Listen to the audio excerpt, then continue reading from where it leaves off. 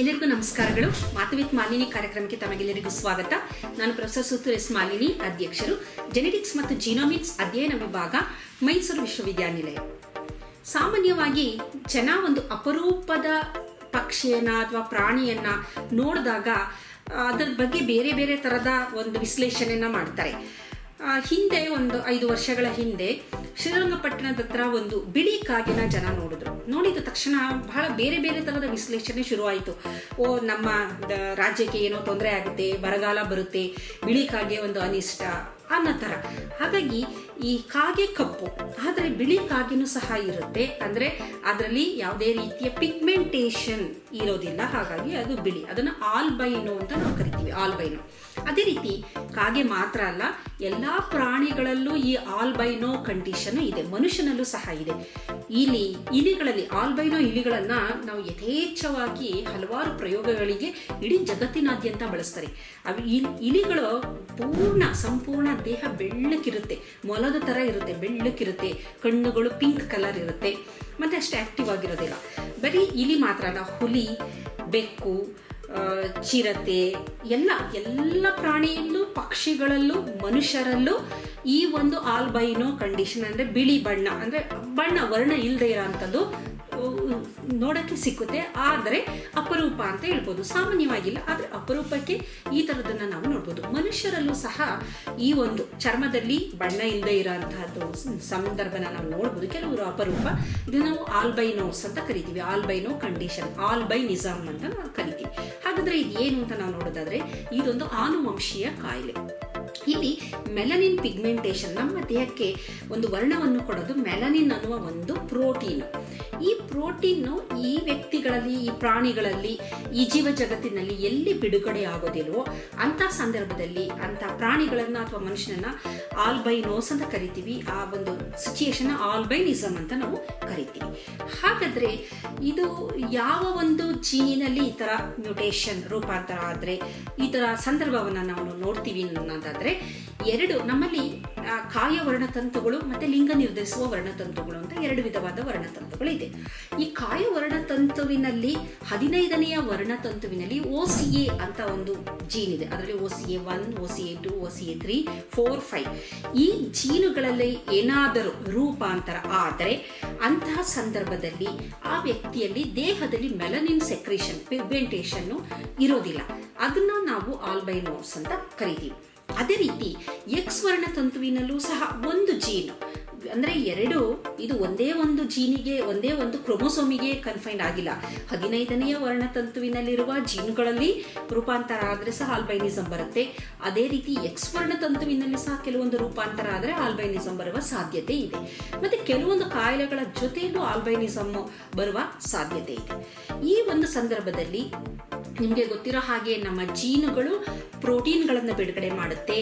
ಯಾವ ಜೀನು ರೂಪಾಂತರ ಆಗಿರುತ್ತೆ ಅದಕ್ಕೆ ಸಂಬಂಧಿಸಿದಂತಹ ಪ್ರೋಟೀನ್ ಕೊರತೆ ದೇಹದಲ್ಲಿ ಇರುತ್ತೆ. ಇದನ್ನ ನಾವು ಮೆಂಡೆಲಿಯನ್ ಡಿಸಾರ್ಡರ್ ಅಂತ ಕರಿತೀವಿ, ಅಥವಾ ಸಿಂಗಲ್ ಜೀನ್ ಡಿಸಾರ್ಡರ್ ಅಂತ. ಅಂದ್ರೆ ಈ ಕಾಯಿಲೆ ಬರಬೇಕು ಅಂತಂದ್ರೆ ತಂದೆಯ ಒಂದು ನಕಲಿನಲ್ಲೂ ರೂಪಾಂತರ ಆಗಿರಬೇಕು, ತಾಯಿಯ ಒಂದು ನಕಲಿನಲ್ಲೂ ರೂಪಾಂತರ ಆಗಿರಬೇಕು. ಅಂತಹ ಸಂದರ್ಭದಲ್ಲಿ ಮಾತ್ರ ಈ ತರ ಆಲ್ಬೈನೋ ಮಕ್ಕಳು ಹುಟ್ಟುವ ಸಾಧ್ಯತೆ ಇದೆ. ಹಾಗಾದ್ರೆ ಇದು ಇಬ್ಬರಲ್ಲೂ ಇರಬೇಕು ಅಂತ ಸಂದರ್ಭ ಅಂತ ನಾವು ನೋಡೋದಾದ್ರೆ, ಎಲ್ಲಿ ರಕ್ತ ಸಂಬಂಧದಲ್ಲಿ ಮದುವೆ ಆಗ್ತಾರೆ ಅಂತಹ ಕಡೆ ಈ ತಂದೆಯಲ್ಲೂ ಒಂದು ರೂಪಾಂತರ ಆಗಿರುವ ಸಾಧ್ಯತೆ, ನೋಡೋಕೆ ಚೆನ್ನಾಗಿರ್ತಾರೆ ಅವರು, ಆದ್ರೆ ಅವರ 2 ಜೀನ್ಗಳಲ್ಲಿ ಒಂದು ಜೀನಲ್ಲಿ ರೂಪಾಂತರ ಆಗಿದೆ. ಇನ್ನೊಂದು ಜೀನು ಚೆನ್ನಾಗಿರೋದ್ರಿಂದ ಆ ಜೀನು ಮೆಲನಿನ್ ಪಿಗ್ಮೆಂಟೇಷನ್ ಬಿಡುಗಡೆ ಮಾಡುತ್ತೆ, ಅವರು ನಾರ್ಮಲ್ ಆಗಿರ್ತಾರೆ. ತಾಯಿಯಲ್ಲೂ ಸಹ ಒಂದು ಜೀನಿನಲ್ಲಿ ರೂಪಾಂತರ ಆಗಿದೆ, ಅದ್ರ ಅಲೀಲ್ ಇನ್ನೊಂದಿರುತ್ತಲ್ಲ, ಅದು ಸರಿಯಾಗಿ ಕಾರ್ಯನಿರ್ವಹಿಸ್ತಾ ಇರೋದ್ರಿಂದ ಅದು ಮೆಲನಿನ್ ಪಿಗ್ಮೆಂಟೇಷನ್ ಬಿಡುಗಡೆ ಮಾಡ್ತಿರುತ್ತೆ. ಹಾಗಾಗಿ ಒಂದಲ್ಲಿ ಡಿಫೆಕ್ಟ್ ಆದ್ರೂ ಇನ್ನೊಂದು ಅದರ ಕೆಲಸವನ್ನು ಮಾಡ್ತಾ ಇರೋದ್ರಿಂದ ಅವರಿಬ್ರು ನಾರ್ಮಲ್ ಆಗಿರ್ತಾರೆ. ಆದ್ರೆ ಅವರಿಗೆ ಮದುವೆ ಆಗಿ, ಅಂದ್ರೆ ಸಂಬಂಧಿಕರು ಇಬ್ಬರಲ್ಲೂ ಆ ತರದ ಒಂದು ರೂಪಾಂತರ ಇದೆ. ಇದು ಯಾವ ಸಂದರ್ಭದಲ್ಲಿ ಅಂದ್ರೆ, ಹಿಂದೂಗಳಲ್ಲಿ ಸೋದರ ಮಾವನನ್ನ ಮದುವೆ ಆದಾಗ, ಅಥವಾ ಮುಸ್ಲಿಮ್ಸ್ ಅಲ್ಲಿ ಕಸಿನ್ಸ್ ನ ಮದುವೆ ಆದಾಗ, ಆ ಒಂದು ಕುಟುಂಬದಲ್ಲಿ ಆ ಒಂದು ಮ್ಯೂಟೇಷನ್ ಎಲ್ಲರಲ್ಲೂ ಇರುತ್ತೆ. ಒಂದೊಂದು ಕಾಪಿ ಇರೋದ್ರಿಂದ ಅವರು ಚೆನ್ನಾಗೇ ಇರ್ತಾರೆ. ಆನಂತರ ಮದುವೆ ಆದ ಸಂದರ್ಭದಲ್ಲಿ ಇಬ್ಬರ ಈ 2 ಕಾಪಿಗಳು ಒಟ್ಟಿಗೆ ಬಂದಾಗ ಈ ಗೆಮಿಟ್ ಸೆಗ್ರಿಗೇಷನ್ ಅಂತ ಅಂತೀವಿ. ಇಲ್ಲಿ 4 ಮಕ್ಕಳು ಹುಟ್ಟಿದ್ರೆ ಒಂದು ಮಗು ನಾರ್ಮಲ್ ಆಗಿರುತ್ತೆ, 2 ಮಕ್ಕಳು ಕ್ಯಾರಿಯರು, ಆದರೆ ಫಿನೋಟೈಪ್ ನೋಡೋಕ್ಕೆ ನಾರ್ಮಲ್, ಅಂದರೆ 4 ಮಕ್ಕಳಿಗೆ 3 ಮಕ್ಕಳು ನಾರ್ಮಲ್ ಆಗಿರ್ತಾರೆ, ಅಂದರೆ ಮಾಮೂಲು ನಮ್ಮ ಒಂದು ಯಾವುದು ಚರ್ಮದ ಬಣ್ಣ ಇರುತ್ತೆ ಅದೇ ಥರ. ಅಂದರೆ ಒಂದು ಮಗುವಿಗೆ ಮಾತ್ರ ಈ ಥರದ ತೊಂದರೆ ಇರುತ್ತೆ. ಹಾಗಾಗಿ ಹಿಂದಿನ ಕಾಲದಲ್ಲಿ ಮಕ್ಕಳು ಜಾಸ್ತಿ ಇರ್ತಿತ್ತಲ್ಲ, ಅವಾಗ ಒಂದು 4 ಮಕ್ಕಳು ಇತ್ತು ಅಂತಂದರೆ ಒಂದು 3 ಮಕ್ಕಳು ಚೆನ್ನಾಗಿರ್ತಿದ್ರು, ಒಂದು ಮಕ್ಕಳಿಗೆ ಈ ಥರ ತೊಂದರೆ ಇರ್ತಿತ್ತು. ಆದರೆ ಇಂದು 1-2 ಮಕ್ಕಳು ಇರೋದ್ರಿಂದ ಆ ಹುಟ್ಟುವ ಮಗು ಯಾವ ಥರ ಇದೆ ಅನ್ನೋದ್ರ ಮೇಲೆ, ಮೊದಲನೇ ಮಗು ನಾರ್ಮಲ್ ಆಗೇ ಇರ್ಬೋದು, ಅಥವಾ 2ನೇ ಮಗು ಕ್ಯಾರಿಯರ್ ಆಗಿರ್ಬೋದು, ಅಥವಾ ಮೊದಲನೇ ಮಗುನೇ ಕ್ಯಾರಿಯರ್ ಆಗಿರ್ಬೋದು. ಇದು ಒಂದು ಪರ್ಮಿಟೇಷನ್ ಕಾಂಬಿನೇಷನ್ ಅಲ್ಲಿ ನಾವು ನೋಡಿದಾಗ ಒಂದು ಇಟ್ಸ್ ಅ ಚಾನ್ಸ್ ಫ್ಯಾಕ್ಟರ್ ಅಂತ, ಬ್ಯಾಡ್ ಲಕ್ ಅಂತ ಅನ್ಬೋದು ಈ ಥರ ಮಕ್ಕಳು ಹುಟ್ಟೋದು. ಅದು 4ನೇ ಮಗುವಾಗಿದ್ದರೆ 4 ಮಕ್ಕಳು ಇರೋದೇ ಇಲ್ಲ, ಒಂದು ಮಗುವಿಗೆ ಸಾಕು ಅನ್ನುವಂಥ ಸಂದರ್ಭದಲ್ಲಿ ಅವರು ಸಂಬಂಧದಲ್ಲಿ ಮದುವೆ ಆದರೂ ಮಗು ನಾರ್ಮಲ್ ಆಗಿ ಇರುತ್ತೆ. ಆದರೆ ಬೇರೆಯವರಿಗೆ ಹೋಲಿಸಿದರೆ ಸಂಬಂಧದಲ್ಲಿ, ರಕ್ತ ಸಂಬಂಧದಲ್ಲಿ ವಿವಾಹ ಆದಾಗ ಈ ಥರದ ಮ್ಯೂಟೇಷನ್ಗಳೇನಾದರೂ ಇಬ್ಬರಲ್ಲೂ ಕಂಡುಬಂದು ಇಬ್ಬರು ವಾಹಕರಾಗಿದ್ದರೆ ಹುಟ್ಟುವ ಮಕ್ಕಳಲ್ಲಿ ಈ ಥರದ ನಾನಾ ರೀತಿಯ ಆನುವಂಶೀಯ ತೊಂದರೆಗಳನ್ನು ನಾವು ನೋಡ್ಬೋದು. ಹಾಗಾಗಿ ಇಂತಹ ಮಕ್ಕಳಲ್ಲಿ ಸಾಮಾನ್ಯವಾಗಿ ಅವರಿಗೆ ಬೇರೆ ಯಾವುದೇ ರೀತಿ ತೊಂದರೆ ಇಲ್ಲ, ಅವರ ಬುದ್ಧಿ ಚೆನ್ನಾಗಿರುತ್ತೆ, ದೇಹದ ಒಳಗಡೆ ಎಲ್ಲ ವೈಟಲ್ ಆರ್ಗನ್ಸ್ಗಳು ಚೆನ್ನಾಗಿ ಕೆಲಸ ಮಾಡುತ್ತೆ. ಆದರೆ ಇಂಥ ಮಕ್ಕಳಲ್ಲಿ ಕಂಡುಬರುವ 2 ಮುಖ್ಯ ತೊಂದರೆಗಳು ಅಂತಂದರೆ, ಅವರು ಚರ್ಮದ ಬಣ್ಣ ಪೂರ ಅವರಿಗೆ ವರ್ಣನೆ ಇರಲ್ಲ, ಅಂದರೆ ಅವರಿಗೆ ಮೆಲನಿನ್ ಪಿಗ್ಮೆಂಟೇಷನ್ ಇಲ್ಲದೆ ಇರೋದ್ರಿಂದ ಚರ್ಮ ತುಂಬ ಸೂಕ್ಷ್ಮವಾಗಿರುತ್ತೆ, ತುಂಬ ಬಿಸಿಲಿಗೆ ಹೋಗೋ ಆಗಿಲ್ಲ, ತುಂಬ ಸ್ಕಿನ್ ಸೆನ್ಸಿಟಿವ್ ಆಗಿರುತ್ತೆ, ಟ್ಯಾನಿಂಗ್ ಜಾಸ್ತಿ ಆಗುತ್ತೆ. ನಮಗೆ ಯಾಕೆ ಒಂಥರ ನಾವು ಸ್ವಲ್ಪ ಕಪ್ಪು ಅಥವಾ ಗೋಧಿ ಮೈಬಣ್ಣ ನಾವು ಭಾರತೀಯರು ಅಂದರೆ, ನಮ್ಮದು ದೇಶ ಟ್ರಾಪಿಕಲ್ ರೀಜನಲ್ಲಿದೆ, ನಮಗೆ ನೇರವಾಗಿ ಸೂರ್ಯನ ಕಿರಣಗಳು ಜಾಸ್ತಿ ಬೀಳೋದ್ರಿಂದ ಆಫ್ರಿಕನ್ಸ್ ನೀವು ನೋಡಿರ್ಬೋದು ಕಪ್ಪವರು. ಕಾರಣ ಏನಂತಂದರೆ ಪ್ರಖರವಾದ ಅವ್ರಿಗೆ ಬಿಸಿಲು ಬೀಳೋದ್ರಿಂದ ಅವರು ದೇಹನ ಪ್ರೊಟೆಕ್ಟ್ ಮಾಡ್ಕೊಳ್ಳೋಸ್ಕೋಸ್ಕರ during the course of evolution, human ಎವಲ್ಯೂಷನಲ್ಲಿ ಹೆಚ್ಚಿನ ಪ್ರಮಾಣದಲ್ಲಿ ಮೆಲನಿನ್ ಪಿಗ್ಮೆಂಟೇಷನ್ನು ಅವರಲ್ಲಿ ಉತ್ಪಾದನೆ ಆಗ್ತಿತ್ತು. ಅದು ಹಾಗೇನೆ ನಮಗೆ ಯಾವುದು ಬೇಕು, ಸರ್ವೈವಲ್ ಆಫ್ ಫಿಟ್ಟೆಸ್ಟ್, ನಾವು ಬದುಕಬೇಕು ಅಂತಂದರೆ ಅದಕ್ಕೆ ತಕ್ಕಂತೆ ದೇಹದಲ್ಲಿ ಹಲವಾರು ರೀತಿಯ ಮಾರ್ಪಾಡುಗಳು ಆಗುತ್ತೆ. ಹೆಚ್ಚು ಆ ಜೀನ್ಸ್ಗಳು ಎಕ್ಸ್ಪ್ರೆಸ್ ಆಗೋದ್ರಿಂದ ಮೆಲನಿನ್ ಪಿಗ್ಮೆಂಟೇಷನ್ ಜಾಸ್ತಿ ಬರ್ತಿತ್ತು. ಅವರಿಗೆ ಯಾವುದೇ ರೀತಿ ಚರ್ಮಕ್ಕೆ ಸಂಬಂಧಿಸಿದಂತಹ ತೊಂದರೆ ಆಗಬಾರ್ದು ಅಂತೇಳಿ ಆ ಒಂದು ಮೆಲನಿನ್ ಪಿಗ್ಮೆಂಟೇಷನು ಅವರ ಚರ್ಮವನ್ನು ರಕ್ಷಣೆ ಮಾಡ್ತಾ ಇತ್ತು. ನಮ್ಮಲ್ಲಿ ನಾವು ಸಹ ಒಂದು ಟ್ರಾಪಿಕಲ್ ಬೆಲ್ಟ್ ಅಲ್ಲೇ ಬರೋದ್ರಿಂದ ನಮ್ಮಲ್ಲೂ ಸಹ ಈ ಒಂದು ಮೆಲನಿನ್ ಪಿಗ್ಮೆಂಟೇಷನ್ ಜಾಸ್ತಿ ಇರೋದ್ರಿಂದ ಅದು ನಮಗೆ ಬಣ್ಣ ಒಂದು ಗೋಧಿ ಮೈ ಬಣ್ಣ ಅಥವಾ ಒಂದು ಸ್ವಲ್ಪ ಕಪ್ಪು ಅಂತಲೇ ಅನ್ಬಹುದು.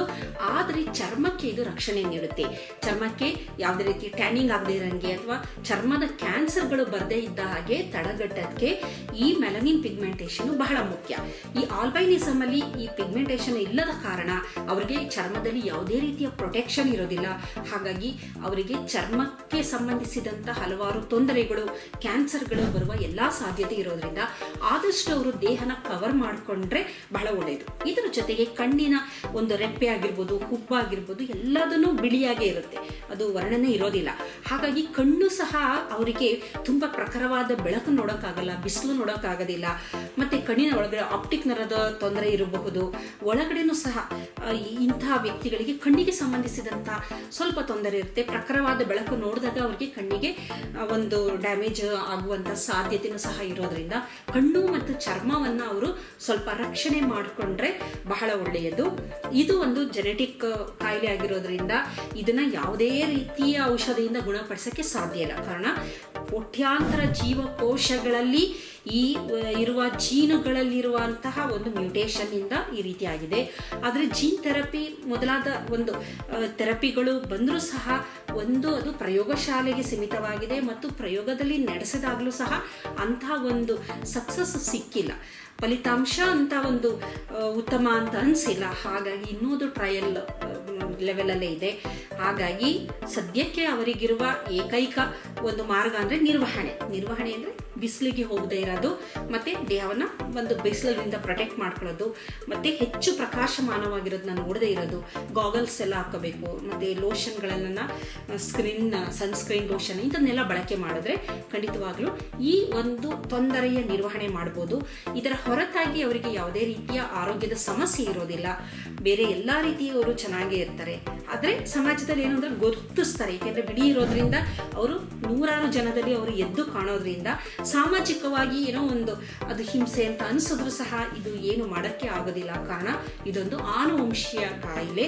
ಮುಂದಿನ ದಿನದಲ್ಲಿ ಇದಕ್ಕೂ ಸಹ ಹಲವಾರು ರೀತಿಯ ಒಂದು ಔಷಧೋಪಚಾರ ಬಂದು ಅವರಲ್ಲೂ ಸಹ ಒಂದು ಈ ಮೆಲನಿನ್ ಪಿಗ್ಮೆಂಟೇಷನ್ ಉತ್ಪಾದನೆಯಾಗಿ ಅವರು ಎಲ್ಲರಂತೆ ಜನಸಾಮಾನ್ಯರಂತೆ ಅವರು ಸಹ ಬದುಕನ್ನು ನಡೆಸಬಹುದೆಂಬ ಒಂದು ಆಶಯವನ್ನು ನಾವು ಇಟ್ಕೊಳ್ಳೋಣ. ಏಕೆಂದರೆ ವೈದ್ಯಕೀಯ ಕ್ಷೇತ್ರದಲ್ಲಿ ಬಹಳಷ್ಟು ಪ್ರಗತಿಪರವಾಗಿ ಸಂಶೋಧನೆಗಳು ನಡೀತಾ ಇದೆ. ಮುಂದಿನ ದಿನದಲ್ಲಿ ಉತ್ತಮ ಫಲಿತಾಂಶ ದೊರೆತು ಅವರಿಗೂ ಒಂದು ಸಮಾಧಾನಕರವಾದ ಜೀವನವನ್ನು ಅವರು ಸಹ ನಡೆಸಬಹುದು. ನಮಸ್ಕಾರ.